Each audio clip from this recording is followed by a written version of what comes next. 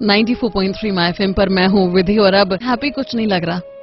Doctor APJ Abdul Kalam हम सबको छोड़ के चले गए। माय एफएम के नागपुर के जो आरजे हैं अंकित, उन्होंने अब्दुल कलाम जी को एक ओपन लेटर लिखा है। लेटर कुछ कहता है कि प्रिय कलाम साहब, आपके जाने का दुख बहुत है मुझे, लेकिन गुस्सा भी बहुत आ रहा है।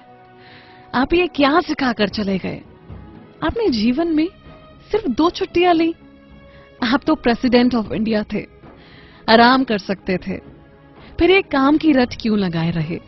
सबसे पहली बात, आप नेता ही क्यों बने? क्या कोई नेता पढ़ा लिखा होता है? अगर आप प्रेसिडेंट ही बने तो ये रूल क्यों नहीं बना दिया कि अब से कोई अंगूठा छाप नेता नहीं बन सकेगा? जिस दिन नेता संसद में लड़ेंगे उनकी सैलरी काटी जाएगी और लेट आने वाले अफसरों की क्लास लगेगी। मुझे आपसे नाराजगी इस बात को लेकर भी है कि आपने देश को मिसाइल ही क्यों दी? ना हमारे पास आधुनिक हथियार होते और ना ही पड़ोसी देश हमसे जलते। आप एक बैग लेकर राष्ट्रपति भवन में पहुंचे थे और कार्यकाल खत्म होने के बाद एक बैग लेकर निकल गए, जबकि आपसे बाद वाले ट्रकों में सामान भरकर निकले थे। एमपी में तो चपरासी के घर से करोड़ों रुपए निकल रहे हैं और आप सिर्फ एक बैग लेकर निकले। ये क्या सिखा गए आप आने वाली पीढ़ी को? सादगी और शालीनता से किसका पेट भरा है साहब? लोगों को आपके जैसा सम्मान नहीं, सिर्फ पैसा चाहिए।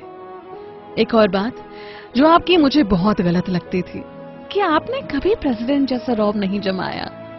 यहां पार्षद बनते ही नेता ऐसे मदमस्त हाथी की तरह चलता है कि उसे आसपास वाले दिखाई नहीं देते, लेकिन आपके लिए कोई ऊंची कुर्सी ही लगा दे तो आप नाराज हो जाते थे।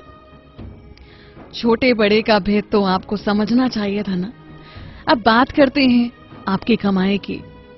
जितना मुझे पता है, देश के राष्ट्रपति को लाख रुपए से ज्यादा की सैलरी हर महीने मिलती है और सुविधाएं अलग से।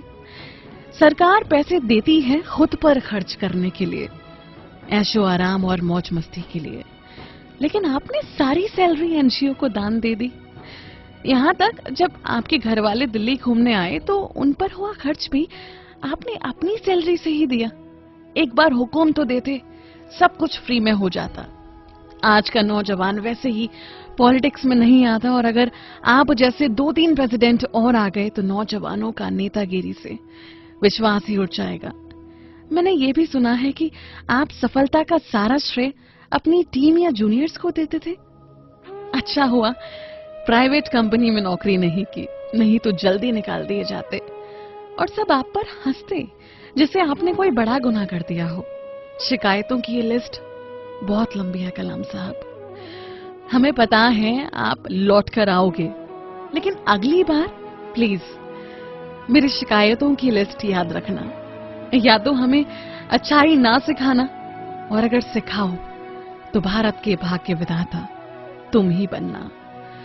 आप हमेशा जियोगे हमारे दिल में कलाम साहब। 94.3 माय एफएम पर मैं हूं विधि और अब हैप्पी कुछ नहीं लग